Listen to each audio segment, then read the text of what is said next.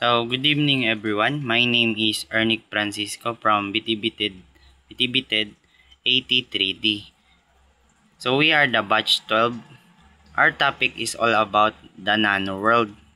And also, we will discuss about the stem cell therapy.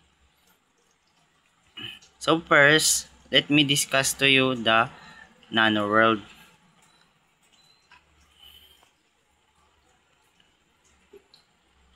So, we have our learning objectives.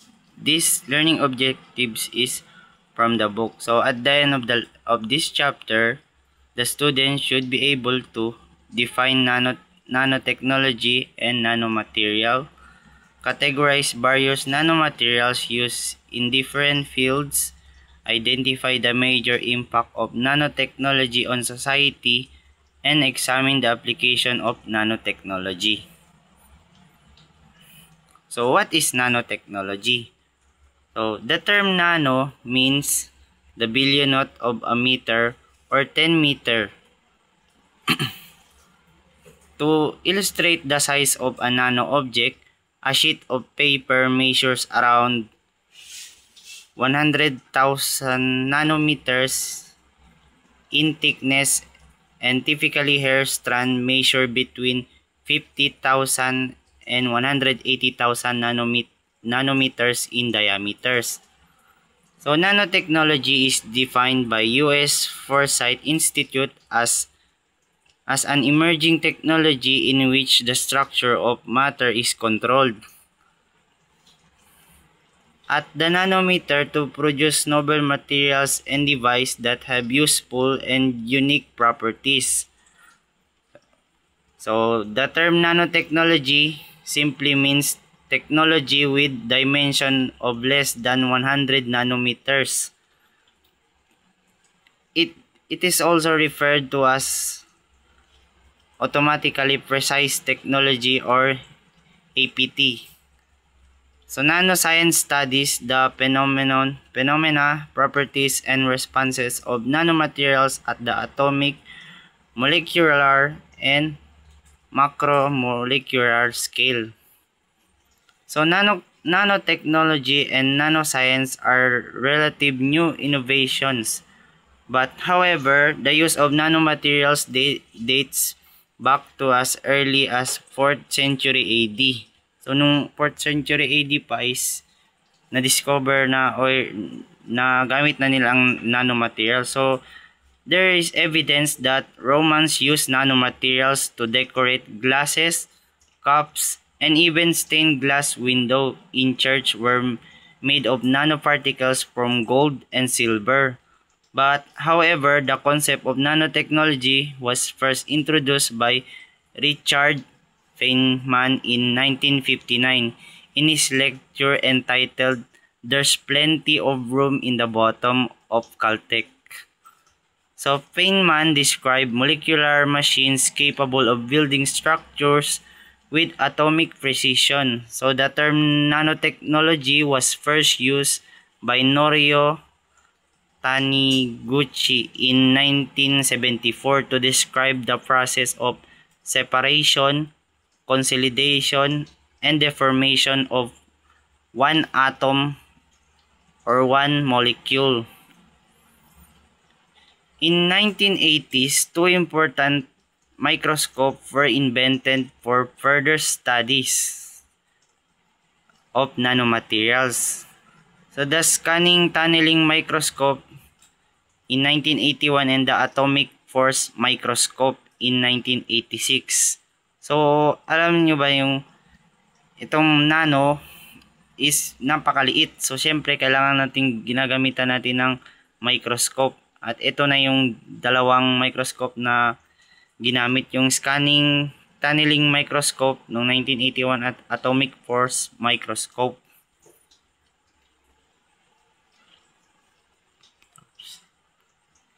So, nanotechnology is the science and engineering of manipulating matter at the atomic and molecular level 1 to 100 nanometers to create new materials, devices, and systems with unique enhanced properties.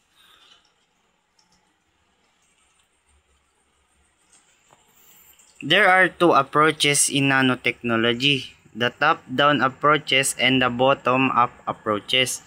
These approaches control the manufacture of smaller, more complex objects as illustrated. Approach is device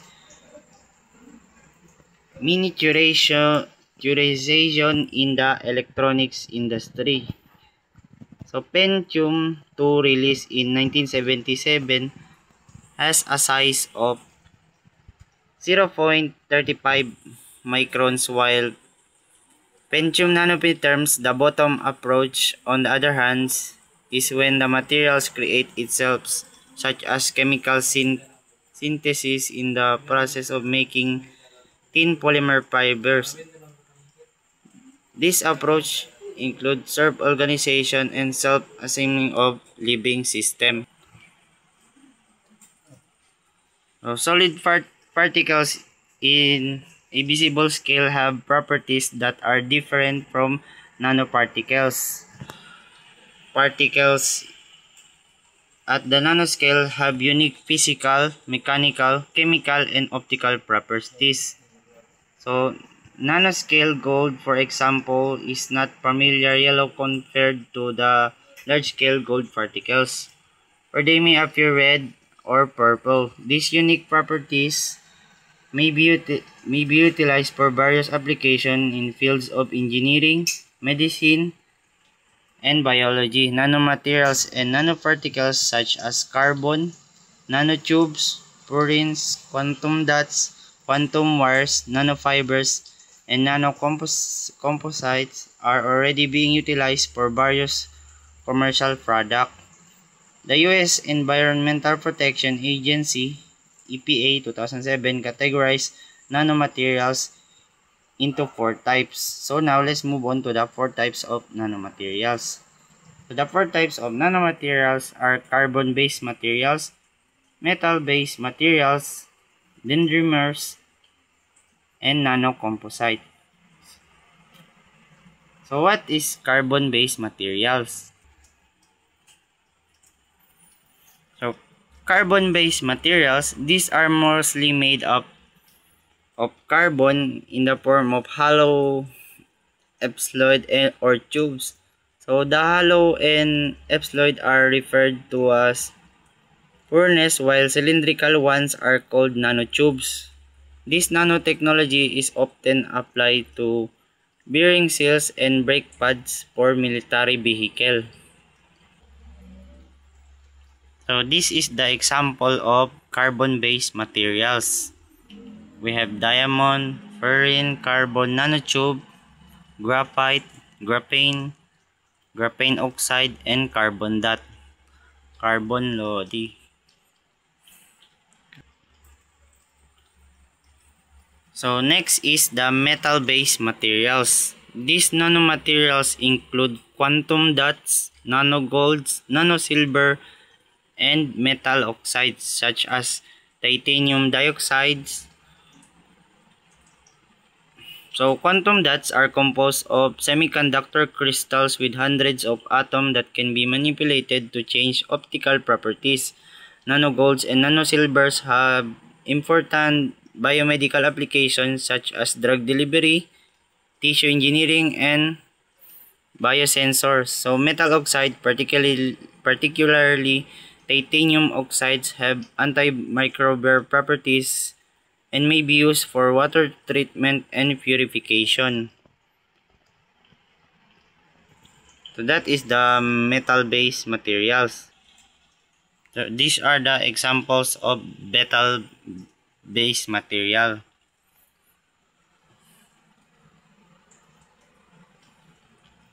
So this used in different or various fields like in medical, and it can also use for antimicrobial properties and treatment and purification for water. Ito yung ginagamit sa yung mineral water. Next is the dendrimers. So these are nano-sized polymers built from branch unit. The numerous chains and of dendrimers may be manipulated to form biochemical action such as improving drugs and drug delivery. So itong dendrimers, ito mostly siya ginagamit sa field of medicine. So as you can see in this picture, this is the dendrimers. So these are nano-sized polymers built from branches units. So the numerous chain ends of dendrimers may be manipulated to perform biochemical action such as improved drug and drug delivery. And the last is the nanocomposites. So what are nanocomposites? So nanocomposites are composite materials made up from nanoparticles put together molecule by molecule. So these are added to products to enhance mechanical, thermal, and flame retardant properties. So they also have application in energy storage and conversion.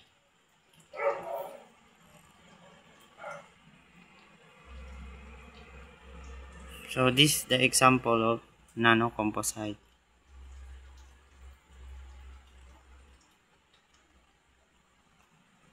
So these are materials made up from nanoparticles put together molecule by molecule.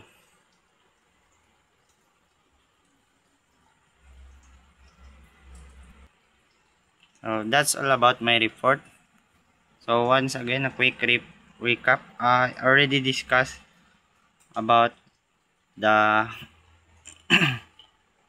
nanotechnology, introduction of nanotechnology.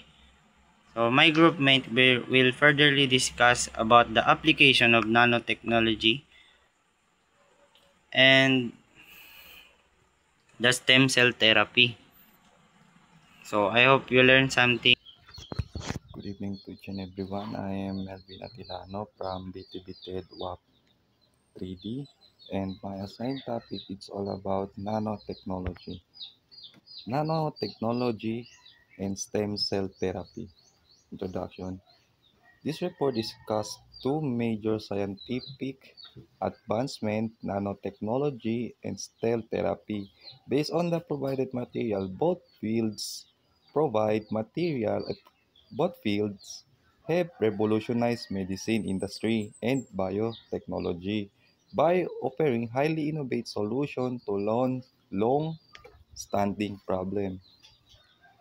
Dito pa lang sa introduction, you have any idea na kung what's my topic? It's all about nanotechnology and cell therapy.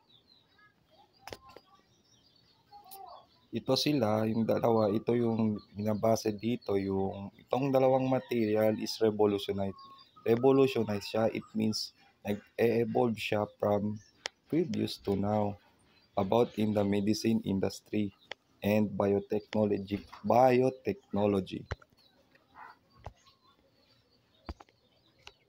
Nanotechnology focusing on manipulating matter at the molecular and atomic scale, while stem cell therapy uses undifferentiated cells to regenerate or replace damaged tissue.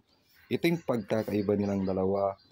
Nanotechnology has focus on sa mga molecular and atomic scale.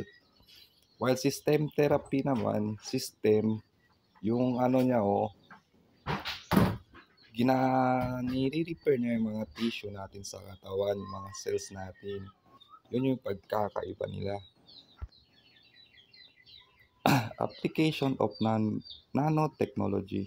Nanotechnology involve designing material at the nanoscale to enhance their properties and function. Si nanotechnology, uminvolve niya yung disenyo niya sa pagdating sa nanoscale para ma-enhance yung properties function niya. Hindi lang siya nag-focus sa iba, ma-enhance yung properties na, for example dyan, mga ini-enhance niya. It has numerous application across medicine, environmental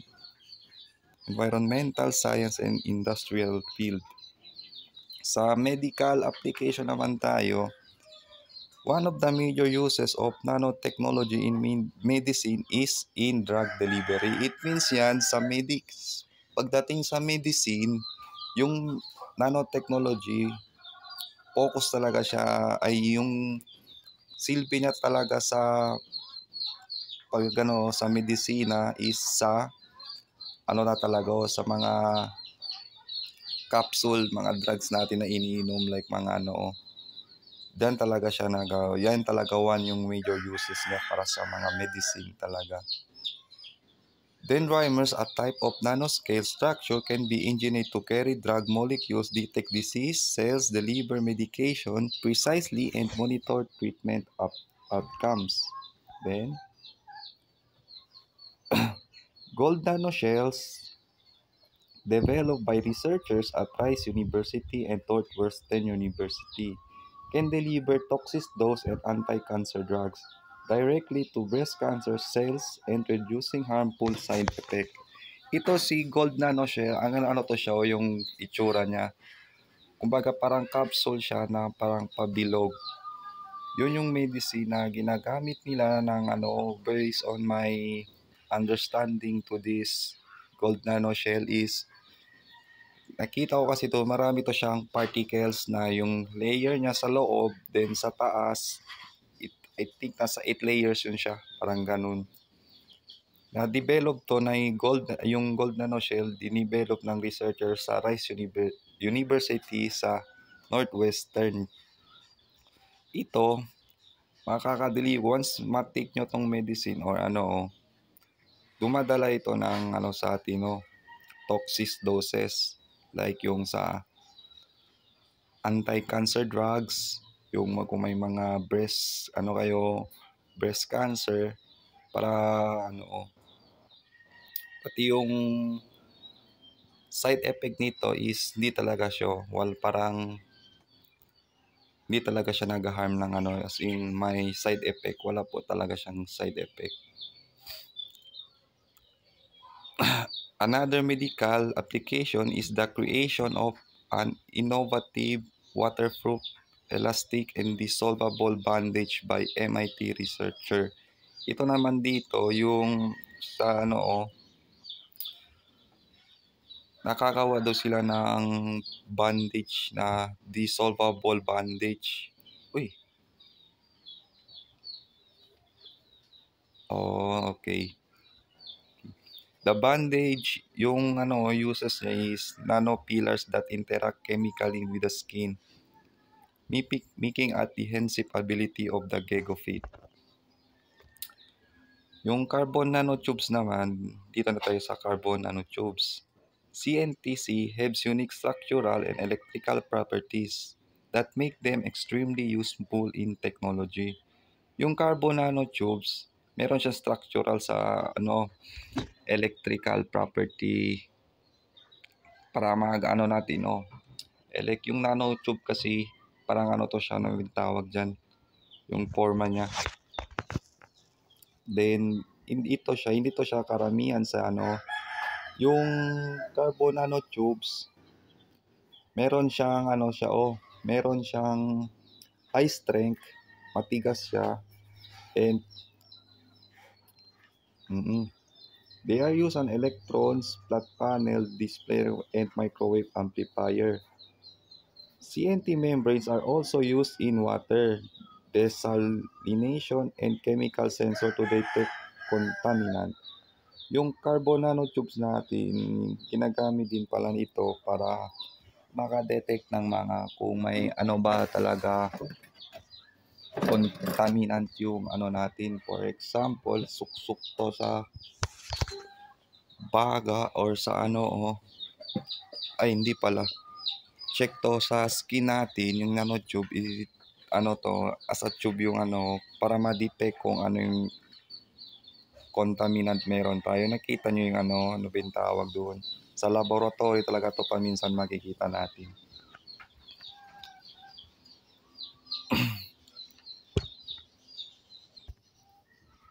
Nanofilms and nanomaterials in daily use. Nanomaterials also improve everyday product. Yung nanomaterials nandito na titanium dioxide in a scientific TiO2 is used in self-cleaning coating, antimicrobial and anti-fogging surface, air and water purification system. Si titanium oxide, ito ginagamit nila nitong coating sa mga sa mga sa mga like filter, ginagamit nila pala talaga like filter talaga. Ginagamit talaga siya para sa para mag-filtrate ng for example sa water and sa air. For example, kapag nasa tayo sa mga sa mga anong lugar tayo yung mga madudumi, doon talaga po makikita. Am I right? Ay, tama din pala kasi tama din naman pala. Para ma-filtrate niya yung mga tubig and mga hangin na mga for example sa city, mga dusty road, nilalagay yan sa aircon yung niya. Nasa filter ng aircon. Meron yung filter ng aircon pero not all naman ng mga sasakyan or mga aircon natin sa bahay na may titanium dioxide yung filter. Sa filtration talaga natin to siya makikita. Yung zinc oxide naman and titanium dioxide, yun ginagamit naman natin yan siya para sa mga sunscreen natin.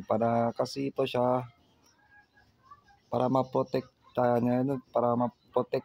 niya yung UV rays natin. Like sa example, yung sisikat yung araw tapos mga 12 noon or anything anong oras ba yung mainit. Kung gagamit tayo ng sunscreen, nandoon sa mga sunscreen na ginagamit na natin, nandoon yung zinc oxide and titanium dioxide. Meron talaga yan sila. Nandyan yung chemical na ginagamit para ma-protect yung skin natin sa UV rays. Klaro lang ba? Yung nanofilm naman, ito naman, water repellent and scratch resistant coating for eyeglasses, protective layers for camera and electronic screens. It means si nanofilms pala, alam nyo pala, yung nasa camera, ewan ko kapag mga peking camera kung nandyan mo wala. Kasi tinicheck ko parang wala kasi. Or kasi ito siya, nakikita kasi natin yan siya sa mga branded na cellphone, yung mga mamahalin, like mga Hindi ko masabi yung cellphone na ginagamit natin na may siya nanofilms. Kasi sabi nila anti-scratch daw. Yung camera ko nga may scratch. Wala ata to. Yung yung ito ginagamit to sa layer nila para ma-coat yung anti-scratch resistant. Nakita nyo yan? Sino ba dyan may mga sa inyo? Yung mga sunglass na yung branded galing EO. Tingnan nyo, may talaga siya, anti-scratch resistant sa glass nilagay para kung siya hindi siya basta-basta, ba yung tawag doon? Hindi siya basta-basta ma-scratch. Doon yung makikita siya. Dito na tayo sa klaro lang sa na tayo, nanoscale Nanoscale iron NZVI used for environmental cleanup, helping remove pollutants and such as perchlorate, PCE. For yung perchlorethyl, kasi mga words de science, perchloroethylene, perchloroethylene, PCE from groundwater. Ito yung nanoscale iron. Ito yung ginagamit from sa natin sa pag-clean up. Parang to siya ano ba yung tawag dyan? Yung paglagay sa water, meron niyang binibenta for ano ba yung tawag? Pang linis yan siya. Meron talaga yan. For example, let's put an example ng nanoscale ay yung iron niya. Yung NZBI, nakikita yan is sa, ibang tawag dito, saan tayo naliligo? Sa pool. Yun, parang chlorine siya. Pero hindi siya yung chlorine na, yung pangtanggal niya ng bacteria doon is, ayun yung NZBI. Para yung mga pollutants doon, yung mga fungi, mga bacteria, malilinis yun doon. Pati hindi siya harmful sa skin, and hindi siya harmful sa skin, pati kung inom natin ng hindi sinasadya kahit konti, hindi siya, wag ng sobra. Pag naliligo tayo, na-try nyo naman, no? Maligo kayo sa swimming pool, tapos na-try nyo yung, ano ba yung tawag doon?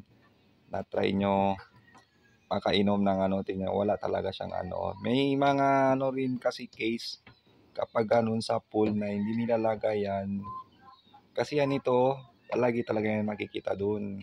Isa siyang element doon na pang mix sa pool para maintain yung cleanliness. Pati hindi siya makati. Try example yung maligo kayo sa pool na tignan nyo, makati. Meron din sobrahan sa yung chlorine.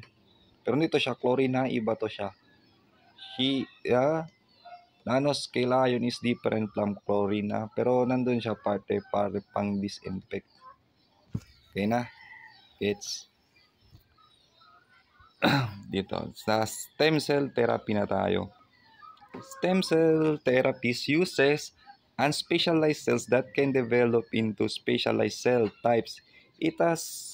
Mayroon daw siyang great potential sa pag-treat sa mga disease regarding tissues and repairing organ. Yung stem cell therapy, alam niyo ba yung stem cell therapy? Ito yung example niya na, kasi nakita ko kasi yung stem cell therapy, nasa siya, yung parang pa-square siya. Tapos kunin muna doon yung sample ng nyo, tawag doon, sample ng stem nyo. Then meron yung ginagamit pang detect kung ano yung problema. Then yung medication para ibigay sa inyo. Ganun yun. Para kasi nakita ko, hindi kasi siya video ba. Lang siya, description. Doon ko nakita, tapos binasa-basa ko. Then dito na tayo sa development timeline of stem cell therapy. In 1960, yung early stem research using adult tissue. Yun. Sa early stem cell research, ginagamit nila yung tissue ng mga adult. Then, pagpunta nila sa 1968, yung stem cell daw na naman, to treat an immunodeficient patient. Doon. Then, sa 1998, scientific grew stem cells from human embryos and germ cell, creating long-lasting cell line. O diba, nag-e-evolve siya. Ngayon, nasa na tayo? Embryonic stem cell were successfully converted into blood cell. Tignan nyo. From 1960, yung stem cell ginamit sa mga...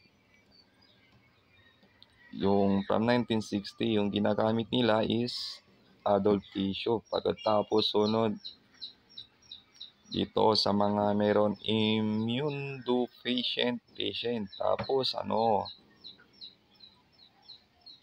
sa germ cell, tapos ngayon, mako-convert na siya sa blood. Mako-convert na siya to blood cell. Then, pagdating sa 2004, Korean scientific cloned 30 human embryo and maintained them for several days. Further work by South Korean teams while patient-specific stem cell are individualized medicine. Okay, sunuran to dito. Pagpasok din na ng 2006, Japanese na naman. Pagkatapos ng Korea, si Japanese naman. Japanese researcher, diniscovered nila yung methods ng reprogram adult cell into stem cell like state. Dito sa era ng 2006, yung mga Japanese reprogram nila, parang ano na to siya, technology. They reprogram it into adult cell na, dinireprogram na nila. Then pagtuntong ng 2007, yung US naman, yung scientific grew stem cells from clone monkey embryos and develop them into heart and nerve cell. Grabe naman. Ito yung mga application ng stem cell. Stem cell, meron sila mga differentiate into various types cell. May ibang type sila ng cell, yung mga stem cell. Nandyan si neuron, yung blood cell natin, yung bone cell, and muscle cell. Meron din isa is yung liver cell and intestinal cell. Ito siya, this makes them promising in regenerative medicine, offering potential treatment for heart disease and neurological disorder and organ failure and more. Then, conclusion. Nanotechnology and stem cell therapy represents transformative advancements in modern science. Nanotechnology enhanced medical treatment, environmental management, and industrial product through nanoscale engineering. Stem cell therapy provide powerful tools for tissues regeneration and personalized medicine. Together, this technology highlight the future direction of healthcare and biological innovation. And I am Atilano Melvin from BTBT DWAP 3D. And that's all my report. Good day everyone. My name is Laipi Angas Jr. and I will be continuing to report the last report, which is Ernie Francisco. So my topic is all about human diseases that can be treated by stem cells therapy. So what is stem cells therapy?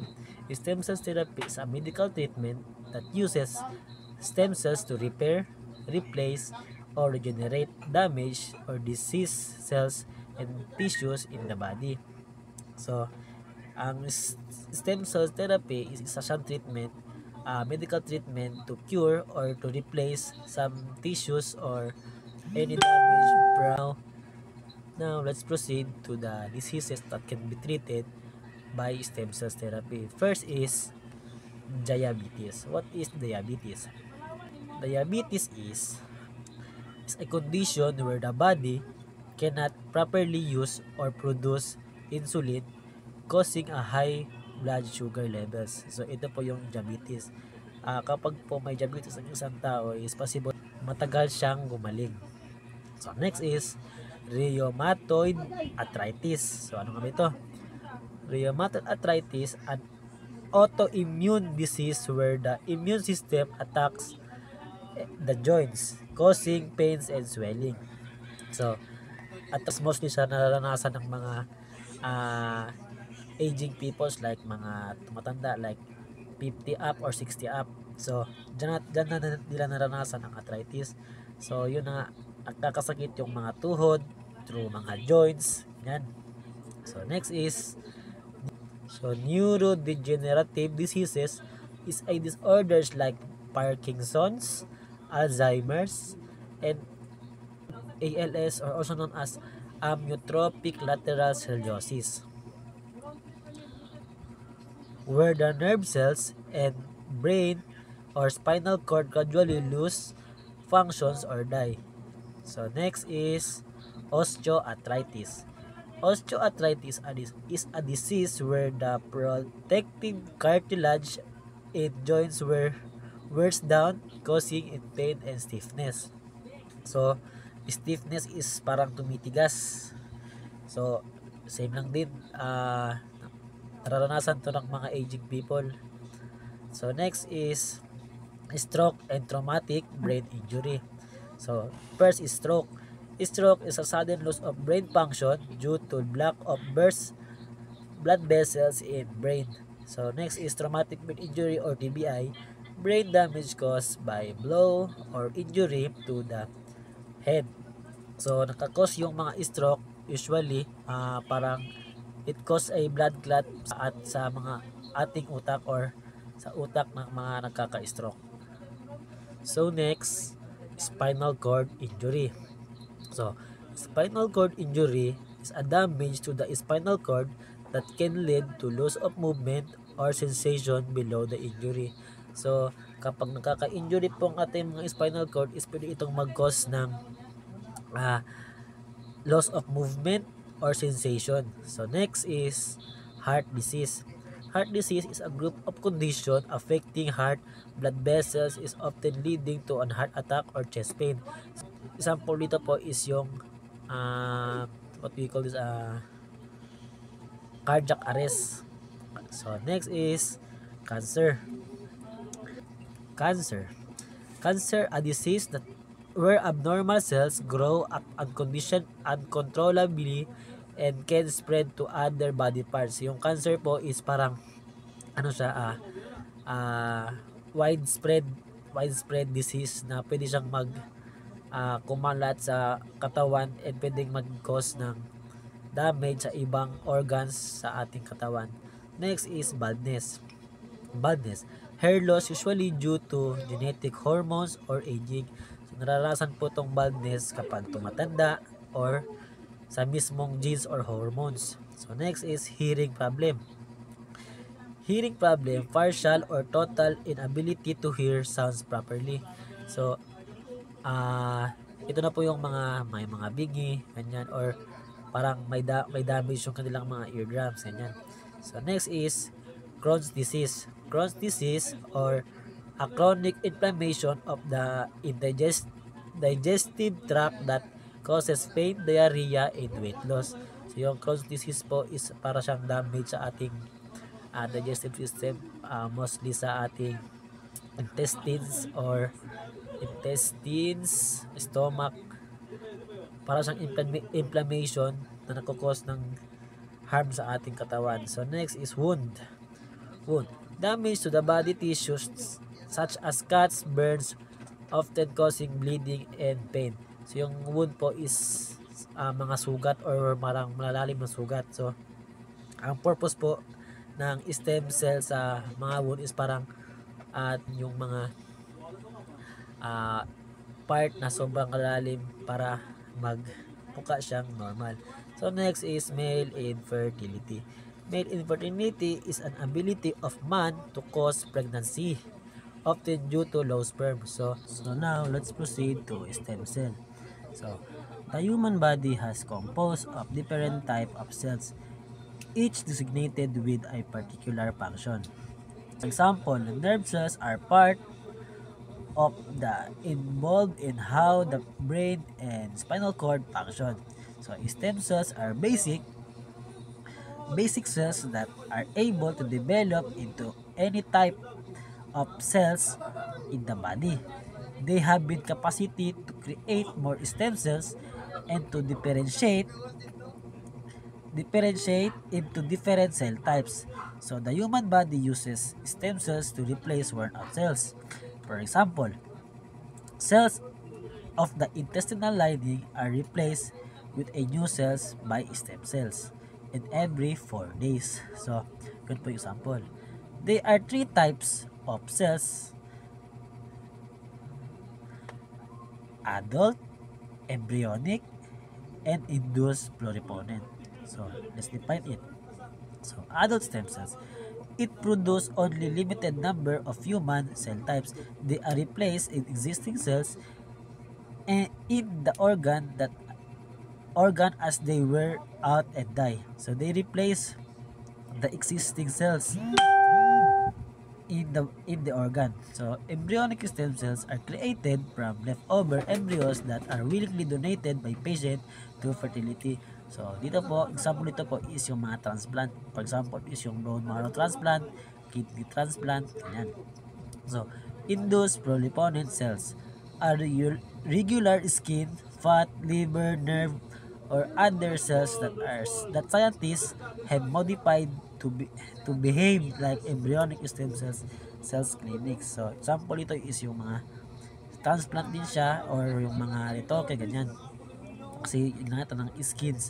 or yung mga worn out skins like yung malaki butas na mga sugat is tinatapalan po ng ibang skins. So next, applications, sources, and controversies.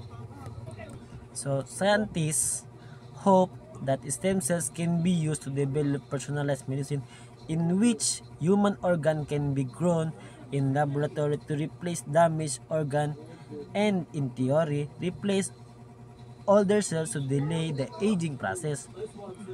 Potential to treat disease like leukemia and other serious conditions by replacing damaged cells. So, stem cells are currently being investigated for the treatment of certain cancers such as leukemia.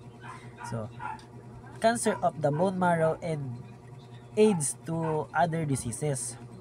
So, stem cell helps scientists to understand how tissues form and how the body repairs itself. The study of stem cells also aids the understanding of the processes and functions of the human body. Scientists watch the stem cells develop into tissues to understand how the body creates new tissue in a regulated and controlled manner. So next is bone marrow transplant and common bone marrow transplant is a common and established stem cells therapy. Ano nga ba yung bone marrow transplant? Bone marrow transplant is a method of stem cell therapy that has been used for many years without controversy. This process involves harvesting stem cells from the patient bone marrow, typically from the pelvis, using a large needle that reaches the core of the bone. So next is adult stem cells such as those found in bone marrow are collected at major and ethical concern. So yung pag-collect po ng mga bone marrow is nako-collect po siya without any major ethical concerns. So next is embryonic cells can be created through somatic cell nuclear transfer producing cells that can develop into any tissue and match the donor's DNA. So let's proceed sa controversies. Ethical issues focus on the use of human embryos as a source of stem cells. So critics of stem cells research argue that sourcing of stem cells from human embryos is unethical. They believe that such process of sourcing violates the sanctity of life and tantamount of to murder. Laws of the per country by creating some prohibit embryonic stem cell research while others allow it. Many countries such as Germany, Australia, Ireland, Italy, Norway, and Poland prohibit the use of human embryos as a source of stem cells for creating human diseases. However, countries such as Australia, Belgium, China, India, Israel, Japan, Singapore, South Korea, Sweden, and United Kingdom allow the use of human embryos and somatic and nuclear transfer. So, in the US, restrictions were eased when President Obama allowed federal funding for embryonic stem cell research. So, President Obama overturned the order signed by the President Bush in 2001 that banned in the U.S. National Institutes of Health from funding research on embryonic stem cells. So, in the Philippines, Administrative Order number 2013-0012 issued by DOH prohibits and restricts activities involving stem cells from embryonic, aborted fetal, and genetically altered animal and transplant stem cells. This includes the creation, importation, promotion, marketing, and use of stem cells therapies are prohibited. So sa Pilipinas po is prohibited po yung stem cell process from embryonic. So next. That's all for our report. I hope you understand about our topic. Thank you for listening.